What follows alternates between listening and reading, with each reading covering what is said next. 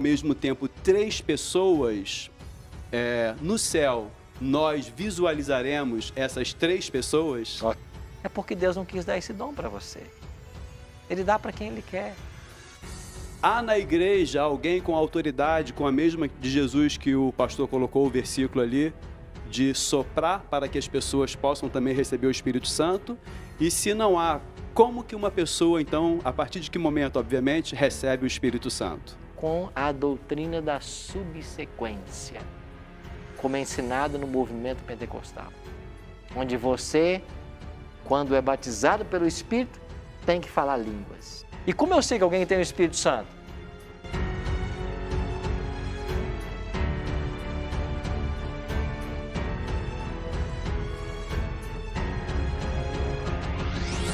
Pastor Arilton, nós sabemos que a palavra trindade ela não aparece na Bíblia, Certo. né? Mas nós vemos, a Bíblia nos apresenta em várias passagens, como a que o pastor mencionou há pouco do batismo de Jesus.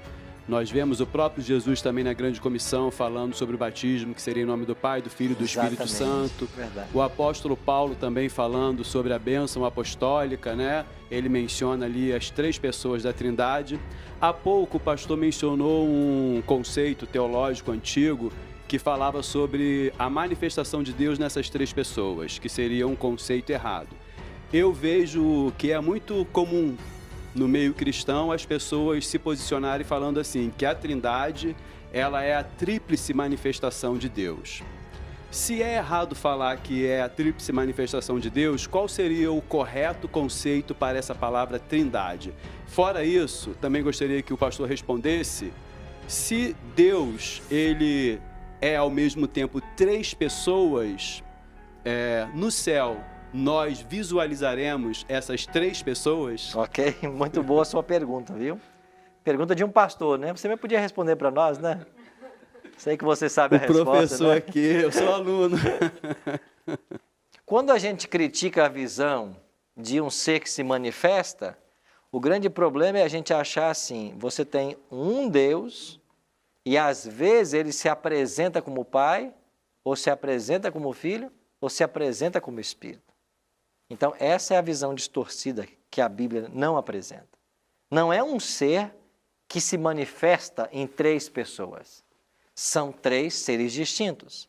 Quando a igreja cristã começou a discutir essa questão da Trindade, lá nos concílios cristológicos, né, usou-se uma expressão muito interessante, né, para os teólogos da época, né? São três hipóstases numa mesma ousia. São três seres distintos de uma mesma matéria. Deixa eu tentar dar um exemplo para você aqui.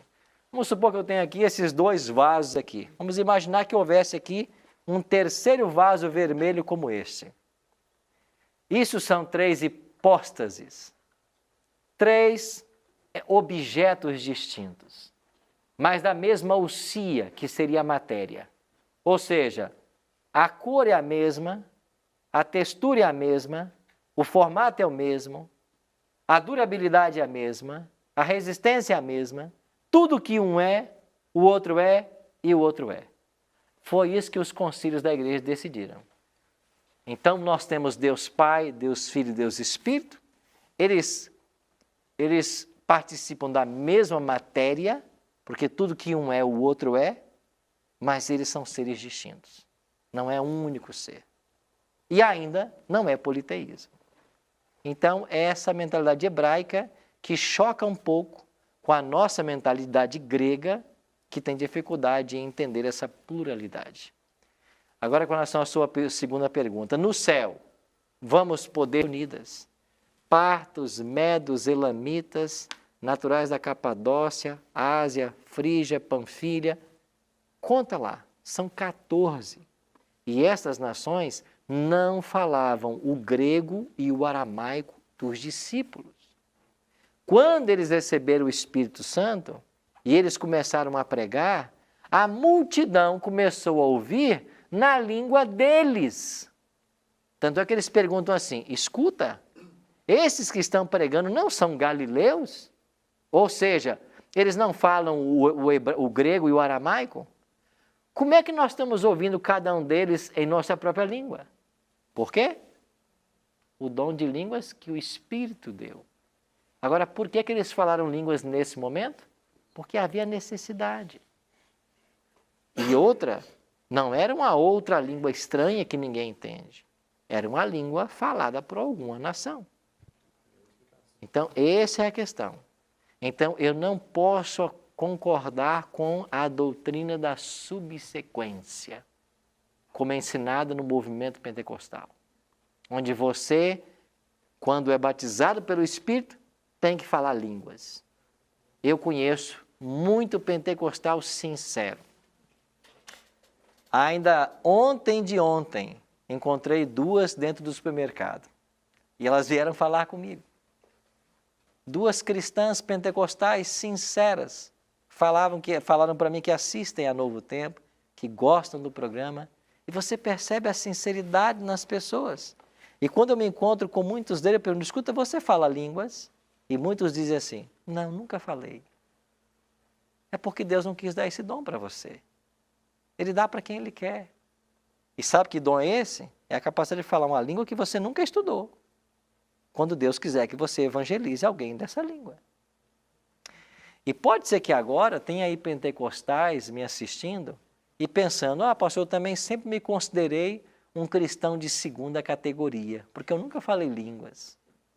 Amigo, não se considera assim. Você é uma pessoa sincera para com Deus, o Espírito tem trabalhado na sua vida, Deus tem trabalhado no seu coração. Não fique preocupado com o que estão falando por aí, dizendo ser línguas. E se ninguém entende, nem língua é. Você tem que estar preocupado em ser um servo de Cristo, fiel a Ele. Deus vai cuidar da sua vida. Não se sinta de 2ª categoria ou menosprezado. Deus ama você de maneira extraordinária. E você tem que ter consciência disso. Então, nós devemos compreender isso. A ação do Espírito é no coração, para nos convencer da verdade, da justiça, do juízo. É assim que o Espírito trabalha. E como eu sei que alguém tem o Espírito Santo? Se ele produz os frutos do Espírito. Aí eu tenho que ir para Gálatas 5, 22, 23. Lá em Gálatas 5, 22, 23, diz quais são os frutos do Espírito. Amor, mansidão, paz, bondade, domínio próprio. Então, se a pessoa tem isso, é porque ela foi batizada com o Espírito Santo. Sim, a gente percebe que realmente há vários conceitos errados, principalmente sobre essa expressão batismo no Espírito Santo, sob influência do neopentecostalismo. Mas tem uma questão que é muito importante para todos nós cristãos estarmos atentos, porque o apóstolo Paulo, em 2 passagens distintas, que agora não recordo quais são, ele fala, uma assim, enchei-vos do Espírito, e a outra ele fala sobre a plenitude do Espírito. 1 Tessalonicenses 5,17 diz, orai sem cessar e enchei-vos do Espírito. É isso aí mesmo. Então, nós precisamos manter essa busca diária. Claro, diária. Para manter essa plenitude. E o batismo tem que ser diário, não uma vez na vida. O batismo tem que ser diário. E qual é a evidência desse batismo? Se eu estou produzindo na minha vida os frutos do Espírito. E eu volto para Gálatas 5, 22, 23.